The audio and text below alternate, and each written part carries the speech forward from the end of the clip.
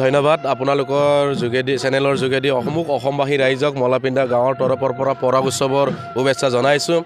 ইয়াতে আমাৰ মলাপিণ্ডা পৰাগটো 24 বছৰৰ পিছত এইবাৰ চতুৰ্থ সংখ্যক পৰাগ উদযাপন অনুষ্ঠিত কৰা হৈছে আৰু এইটো 5 দিনীয়া বৰ্ণাঢ্য কাৰ্যসূচীৰে অনুষ্ঠিত কৰা হৈছে।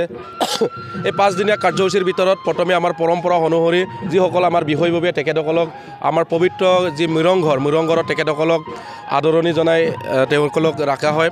দ্বিতীয় দিনাখন আমি এংমান নাম কাৰ্যসূচী মাংগলিক কাৰ্যসূচীৰে আজি আমাৰ ইয়াত অনুষ্ঠিত কৰা হয় ৰাতিপুৱাৰ ভাগত। তাৰপিছতে আমি স্মৃতিগ্ৰন্থ এখনি উন্মোচন কৰা হয় যি উন্নতিৰ জখলা, সেই আৱাসেৰে আজি স্মৃতিগ্ৰন্থ উন্মোচন কৰা হয় আৰু এই স্মৃতিগ্ৰন্থ উন্মোচন কৰাৰ পিছত কালিলৈ আমি পুনৰ আমাৰ গাঁৱৰ যিসকল জোঁৱাই জীয়ৰী সেইসকলক আনুষ্ঠানিকভাৱে তেখেতসকলক এসাঁজ পৃথিৱীজ খোৱা হ'ব আৰু পৰহিলৈ আমাৰ গাঁৱৰ ডেকা গাভৰুসকলে এসাঁজ প্ৰীতিৰে খাব।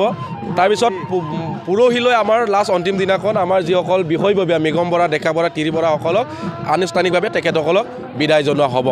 ইয়াতে আমি মিচিং পৰাগ উৎসৱটো কেৱল এটা সাংস্কৃতিক অনুষ্ঠান নহয়, এটা ধৰ্মীয় অনুষ্ঠানো হয়। এই ধৰ্মীয় অনুষ্ঠানৰ যোগেদি আমাৰ গাঁওখনৰ যাতে অপায় অমংগলৰ পৰা দূৰ কৰি সমূহ গাঁৱৰ ৰাইজে মিলা প্ৰীতিৰ মাজেৰে বসবাস কৰি এটা উচ্চ শিখৰত আমি যাব পাৰোঁ, তাকে আমি ভগৱানৰ ওচৰত প্ৰাৰ্থনা কৰি সাংস্কৃতিকভাৱে উলহ মালহেৰে উদযাপন কৰা হৈছে। ধন্যবাদ।